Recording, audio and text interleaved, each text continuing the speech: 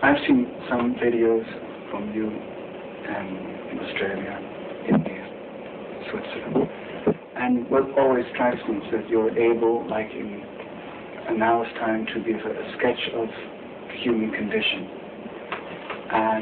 But to me, it's always a very rough sketch, and maybe today we could go into some part of this a bit more deeper. Right. I told you I'm a clinical psychologist, therapist, and sexologist, and in that capacity, I talk with a lot of people about things that are very vital to them and to me as well: relationships, sexuality, and everything that is concerned with that. What struck me in one of the videos I saw with you, and maybe we can start from there, was that you said, which was shocking in a way, but very clear in another way, that we people sort of exploit each other. Like there's an exchange of, if you give me something, I'll give you something. And in a way, I think that's very basic, so maybe we could go into that. Yeah, but that's a fact. But we do not want to accept that as a fact, because it destroys the very myth that there is something marvelous, extraordinary about the human relationship. We are not honest, decorous, and decent enough to admit that all relationships are built on the foundation of what do I get out of this relationship.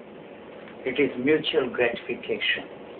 If that is absent there, to keep that relationships for whatever reasons, for social reasons or for other reasons, children, property, security, and all those, are part and parcel of the whole the relationship business that we are all trying to maintain.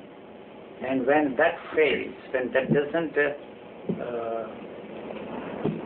give us what we really want out of this relationship, we superimpose on that what we call love. So it is just not possible to have any relationship on any basis except on this. But the whole culture, for its own reasons, has created this situation for us. It has created the value system. But the most important thing is the security, see, and then the possessiveness. I want to possess the other individual. When my hold is becoming weaker for various other reasons, it wears out after a while. You see, you cannot maintain this lovey-dovey relationship that the relationship started between man and woman all the time, because it is based on two fundamental images that we create for ourselves. So the actual relationship between two individuals is the relationship between the two images. But your image is changing, and the image of the other person involved in your relationship also is changing constantly. But the demand to keep it in the same basis, the same image level, is just not possible. So when everything else fails, we use this final, the last card in the pack, with marvelous romantic ideations around that thing called love. To me, love implies two. Wherever there is a division there, whether it is within you or without you, that relationship cannot last long. The relationships are formed, and then the relationships are dissolved, and both of those things happen in the same frame, within the same frame.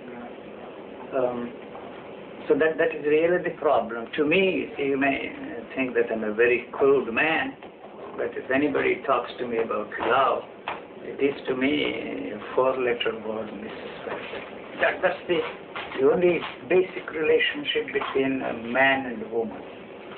I go to the extent of saying that it is a social problem for us. You see, what kind of a relationship you should have, in those days.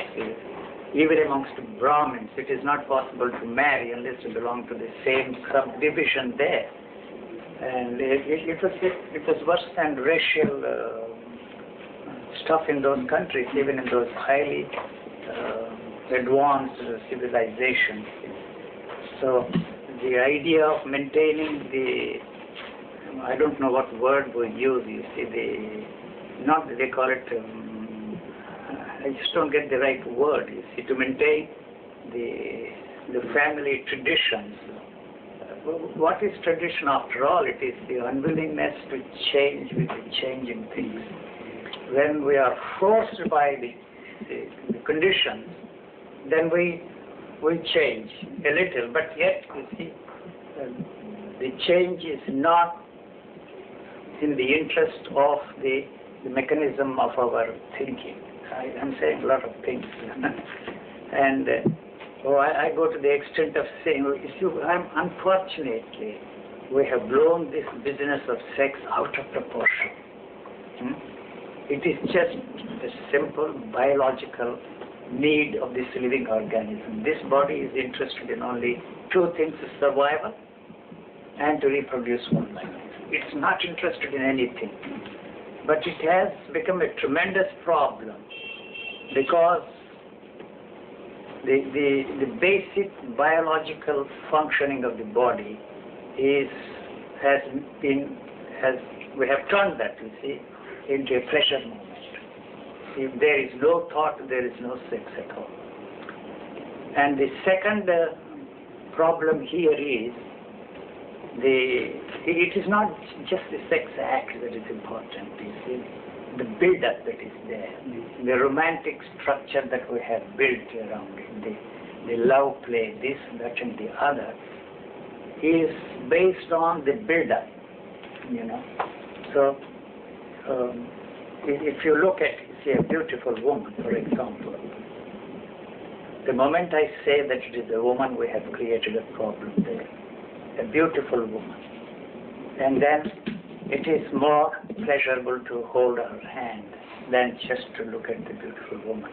It's more pleasurable to embrace her. It's more pleasurable to kiss her, so on and on and on. And this is the build-up that is really the problem. Here, the build-up is totally absent. Because there is no way, you see, this can be focused on any particular object. The moment you say that she's a beautiful woman, that is a cultural thing. Something happens there, that beautiful one opens her mouth, and for all you know, she has the ugliest teeth that any woman can have, let alone the beautiful woman. So you see, that has moved from there to here, and then something else, you see, her movements. So this is constantly changing. There is no way you can maintain this build-up. What is there is only the physical attraction that you can never be free from. Never be free from. All those people, the saints, they are tortured with this to control that, you see. It is a natural attraction, but that natural attraction is something which should not be condemned, you see.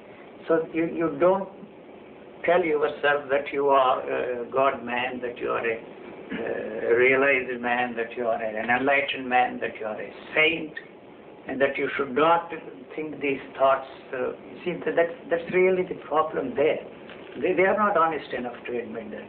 So if a saint comes to me, or one who practices celibacy, I'm very ruthless with them. You see, do you really mean to say that you never have wet dreams? I ask you.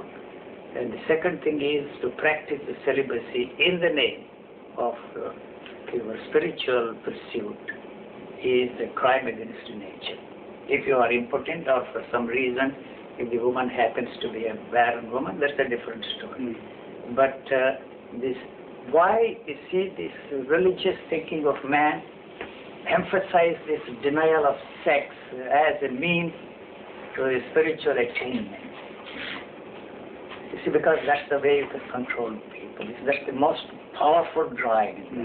By making sex dirty. Dirty. You want to be pure, and if you want to be pure, you yes, have to... sex is a very natural thing. You see, if you don't have sex, it probably goes through your urine, or it goes out. The sex glands have to function. If they don't function normally, you are an abnormal individual.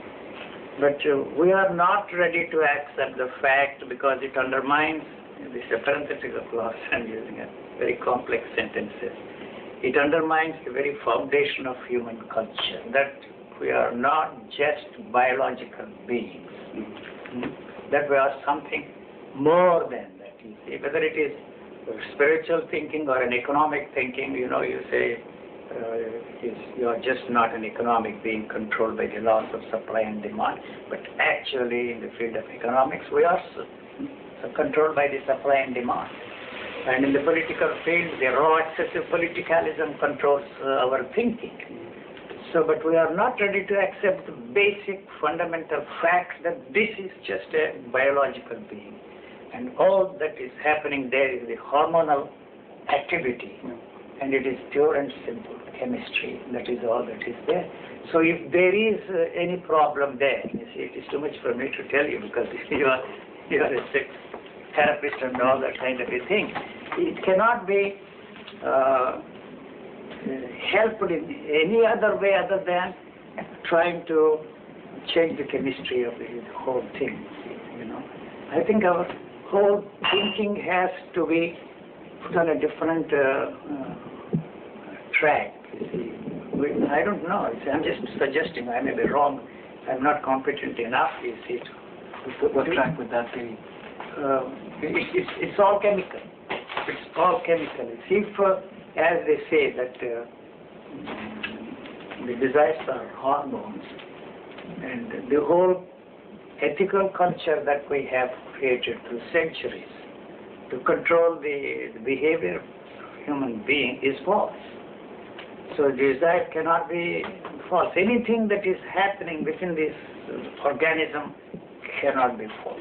Let me see if I get you straight. I don't know if I made myself clear. I think so. I'm just checking. Are you saying that there will always be sexual desire even without thought? Because without thought there is no sex at all. There's no sex at all. At all. So where there's without thought there is nothing there. So thought is memory. Thought is, I don't know where you see this people made fun of me when I said these glands